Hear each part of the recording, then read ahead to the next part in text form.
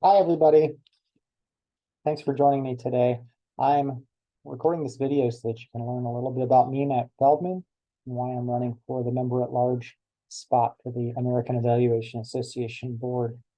Today, I'm going to talk a little bit about who I am, about my involvement with AEA, my involvement with the Evaluation Association of St. Louis and the local affiliate collaborative, why I'm running. So let's get started.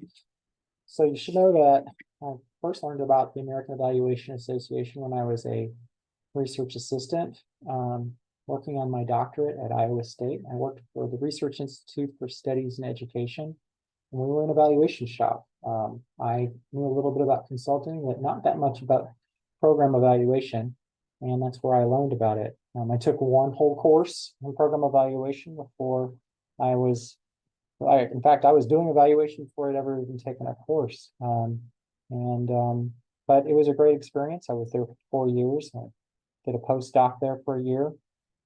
I left Iowa State and I went to work at two different universities as a director of institutional research. And as I was doing that, I learned a lot more about program evaluation because I found different contracts. People would pull me aside and say, "Hey, can you help us out with this program evaluation?" Or "We need assistance doing a final report." So I would do a lot of those things. In 2008, I formally started Goshen Education Consulting, which we now know as Goshen Consulting. And I took on more side hustle projects. One thing led to another. In 2011, I went full-time into the consulting world and I left my jobs behind, which is really when I got involved with AEA. I'll talk about my AEA experience next, but we should know that since 2011, for about 7 or 8 years, I was pretty much just a one-person shop. It was just me. And I was finding ways to connect with different local funders and school districts and colleges and putting together different program evaluation work. In 2019, I hired my first employee. It was a scary moment. He went with me to his first AEA conference in Minneapolis. And fast forward a couple of years, we have 12 people today. A lot of new projects, a lot of new opportunities. One thing we helped put together was STEM Camp, which is a nonprofit we started and receives about $1 million a year. We have a board and all that. So these are things I did. The firm, Goshen Consulting, now has 12 staff and sort of about 40 different organizations. And we have about 50 projects ongoing currently, not lifetime, that's current projects. But all that's provided me with a lot of perspective around finance, a lot of perspective around board management, nonprofit development, those sorts of things.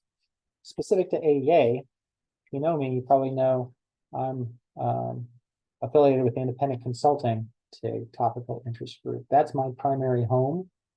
That's where I first got involved back in 2011 at my first AEA conference in Anaheim. And I've spent a lot of time there. Immediately became part of the TIG.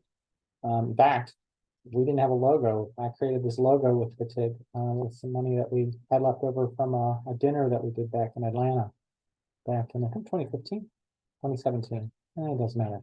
Anyway, I've had a lot of great experiences there with the American Evaluation Association's, the ICTIG, and I put a lot of time and effort. I was initially involved with the web. I was the webmaster, and then we helped encourage the newsletter development. We created Facebook and all the things back in the early 2010s. I was the TIG chair in 2015 and 2016, and then I also took on responsibility for the pre-conference workshops. Some different things I've done. I've been a part of, just a couple of weeks ago, I did the summer learning series. In 2019, we did the Independent Evaluation Consulting special edition of the New Directions for Evaluation journal. Norma, Amy, and I we were co-editors, and I wrote a couple articles for that journal. I've written articles for the newsletter. I've written for AEA 365 several times. I'm doing the pre-conference workshop with Laura Keene, my colleague, for the conference this next year, or actually 2 months from now. Oh, wait, that's coming right up. And if you know me now, what I'm doing, I've been involved with the IC Topic Chats. This is a weekly gathering of independent consultants to talk about all things, well, independent consulting. And so this is a snapshot of a slide that I had from a couple weeks back when we talked about what do you do for office space. But we do gather every week since May 2020, we've had quite a few people who've been involved. We've had over 75 co-hosts, about 800 participants lifetime. Right now, our average registration is between 50 and 80 people. And that's the registration. The actual numbers that show up are somewhere between 25 and 30 every single week. And we've been doing that every week, with a couple exceptions to the holidays since May 2020. It's been a wonderful experience. I also was the president and founding president of the Evaluation Association of St. Louis. Like a lot of you probably think, what's going on near me? How can I engage with my local evaluation colleagues? And that's what I was thinking in 2012 when I started gathering with some of my colleagues. We took the time to create a nonprofit to get connected as an affiliate with the AEA. And September 18th, 2018, we formally signed all the documentation and became an association. And we've done a lot of things since then, a lot of local programming. This last spring, we had an evaluation leader series. Here's a picture of Michael and Patton for our cover page. During the pandemic, we contributed, and I contributed workshops to different affiliates because we needed to go virtual. So what a great opportunity to engage with other affiliates virtually. So I contributed, here's a workshop that I contributed to the Greater Boston Evaluation Network, and in turn, they offered a workshop right back to us. Also, here's an example of something that I think a great example of how I'm not afraid to fail. We tried to start Evalpalooza, a local kind of activity with people from all over the country, and it just fell on its face. And I think that's an important thing for you to consider for a board member. I'm not afraid to try things that don't work. We put things out there and sometimes they don't work. So here's some questions that nag at me on what I'd like to know about AEA and why you should know about why I'm running. I ask these questions. Are there ways that our local evaluation colleagues, other people who are what I consider the everyday evaluators, could be encouraged to join AEA? I understand that there's a lot of folks who don't know about AEA, or if they do, they think it's kind of stuffy, or it's academic, or it's unapproachable, or expensive. And I don't think that's the case. In fact, I think they should be encouraged to join AEA. And I think that there's ways that we can encourage them. Some of those ways are discussed in some of my following questions, but I am a little bit concerned that our costs are rising for AEA and our benefits are going down. And I think that's because there's a revenue issue. I understand there's been a lot of expenses with inflation. I feel it personally. I feel it with my consulting firm. My clients feel it as well. But to increase our revenue, to ask for more, I think we need to provide more benefit. And to do that, we need to be thinking of ways that we can encourage our TIG colleagues to gather more frequently. My example has been the IC topic chats. I think there's different versions of IC topic chats that can be started for a lot of other people and a lot of other TIGs. I think the other TIGs would like the same opportunities as what we've been able to gather together and do. And I'd like to encourage that. I think there should be more professional development opportunities. In fact, I don't think a little bit more. I think a lot more. I think there's a lot more we can be doing for our colleagues. There are a handful of workshops that happen throughout the year that are virtual. To me, they feel expensive.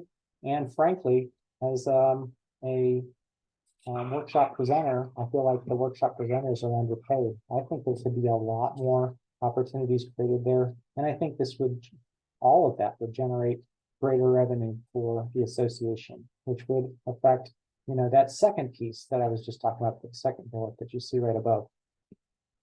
And I do think there should be more frequent and intentional engagement between AEA and the local affiliates. If you want to connect with the local evaluators, with the everyday evaluators, you need to do more intentional activities with the local affiliates. I don't know what that means, but I think there could be more there. I know the local affiliates are,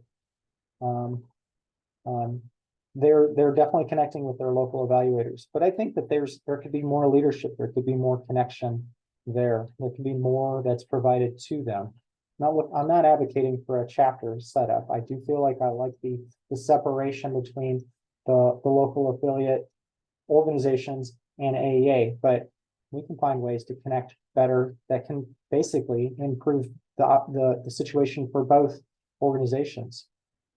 So, you know me, I like to joke around with a lot of folks about my 5.5 reasons to do something.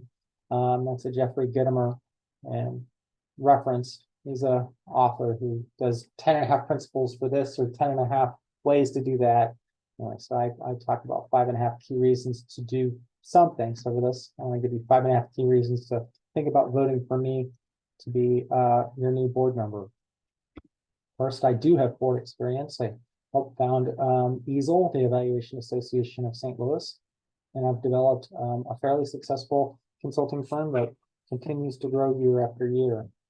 I have a lot of creative ideas for connecting with our evaluation, with other evaluators, with our evaluation peers, and potential peers. I'm prepared to be a critical colleague on the board. I'm open to what we've done, but I certainly want to make sure that we're thinking about the sustainability of the association. I've been super active with AEA. In fact, I almost think it's practically criminal for how much time I've spent working with other AEA members and professional development experiences, because I spend so much time on it. Probably spend a third of my week each week doing something related to connecting with other evaluators around this professional development that doesn't necessarily have a direct bottom line effect on the firm. I shared those key questions in the last slide. And finally, I would have a focus on that everyday evaluator, that person who should be a member of AEA, who would get lots of benefits out of AEA, who is not actively involved currently. So I'd like to say thanks for listening. I'd like to encourage you to learn more about me by hitting that little QR code right below me. And if you want to email me, that's my email address, matt@goshenconsulting.net. So thanks for your time. I appreciate listening, and please consider voting for me.